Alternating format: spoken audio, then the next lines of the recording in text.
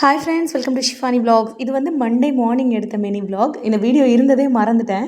இப்போ gallery check பண்ணிகிட்டு இருக்கும்போது அந்த வீடியோ இருந்துச்சு. சரி எடிட் பண்ணி போடலாம் அப்படின்ட்டு பண்ணிக்கிட்டு இருக்கேன். இன்றைக்கி காலையில் என்ன டிஃபன் அப்படின்னு பார்த்தீங்கன்னா, தோசையும் நேற்று வச்ச மட்டன் குழம்பு கொஞ்சம் இருந்துச்சு. அதை தான் சூடு பண்ணி வச்சுருக்கேன். லஞ்ச் பாக்ஸுக்கு வந்து கேரட் சாதம் பண்ணலாம் அப்படின்ட்டு எடுத்து வச்சுருக்கேன். வெங்காயம் கேரட்டெல்லாம் கட் பண்ணி வச்சுருக்கேன். கடாயில் எண்ணெய் ஊற்றி அது காஞ்சதும் கடுகு, கருவேப்பிலை, அப்புறமா வெங்காயம் கட் பண்ணி போட்டிருக்கேன். காஞ்ச வத்தல் போட்டிருக்கேன். காஞ்ச வத்தல் இல்லைன்னா நீங்கள் பச்சை மிளகா கூட சேர்த்துக்கலாம்.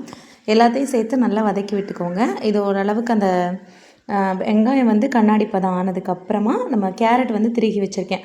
அதை வந்து இதோட சேர்த்துக்கலாம். கேரட் சாப்பிட மாட்டாங்க குழந்தைங்க அப்படின்னு சொல்கிறவங்களுக்கு கண்டிப்பாக இப்படி ட்ரை பண்ணி கொடுக்கலாம். டேஸ்ட்டும் நல்லாயிருக்கும், சாப்பிட்றதுக்கும் நல்லாயிருக்கும். குழந்தைங்களும் விரும்பி சாப்பிடுவாங்க. என்னோடய குழந்தைங்க சாப்பிடுவாங்க. கண்டிப்பாக உங்கள் குழந்தைங்களும் சாப்பிடுவாங்க. ட்ரை பண்ணி பாருங்கள். நம்ம போட்டிருக்க கேரட் வந்து கொஞ்சம் நல்லா வதங்கினதும் நம்ம வந்து கேரட் ஓரளவுக்கு நல்லா வதங்கினதுக்கு அப்புறமா இதில் வந்து நம்ம தேவையான அளவு உப்பு சேர்த்துக்கலாம். நம்ம சாதம் வந்து ஆல்ரெடி நீங்கள் உப்பு சேர்த்து தான் வேக வச்சுருப்பீங்க அப்படின்னு சொன்னால் இந்த கேரட்டுக்கு மட்டும் உப்பு சேர்த்துக்கோங்க. இல்லை உப்பு சேர்த்து வடிக்க மாட்டாங்க சிலர். அப்படிக்கும்போது நீங்கள் வந்து சாதத்துக்கும் சேர்த்து கொஞ்சம் தூக்கலாக அதில் உப்பு சேர்த்துக்கோங்க.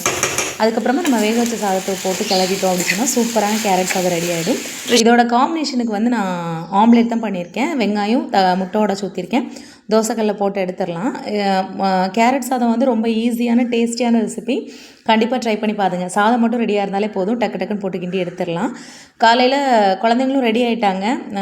யூனிஃபார்ம்லாம் சேஞ்ச் பண்ணிட்டு வந்துட்டாங்க. அவங்களுக்கும் டிஃபன் எடுத்து கொடுத்துட்டேன். மட்டன் குழம்பு மட்டும்தான் இருக்குது, மட்டன் இல்லை. நான் ஒரு நாள் முன்னாடி வச்சது அப்படின்றதுனால தோசையோடு சாப்பிட்றதுக்கு இதுவும் நல்லாயிருக்கும். அவனுக்கு சாப்பாடு கொடுத்துட்டு குழந்தைங்களுக்கும் லஞ்ச் பேக் பண்ணிட்டேன். கேரட் சாதம் அப்புறமா ஆம்லேட்டு இதை வச்சு பேக் பண்ணியாச்சு. மோஸ்ட்லி என்னோடய லஞ்ச் பாக்ஸ் ரெசிபிஸ் எல்லாமே இவ்வளோ சிம்பிளாக தான் இருக்கும். உங்களோட சிம்பிளான லஞ்ச் பாக்ஸ் ரெசிபியை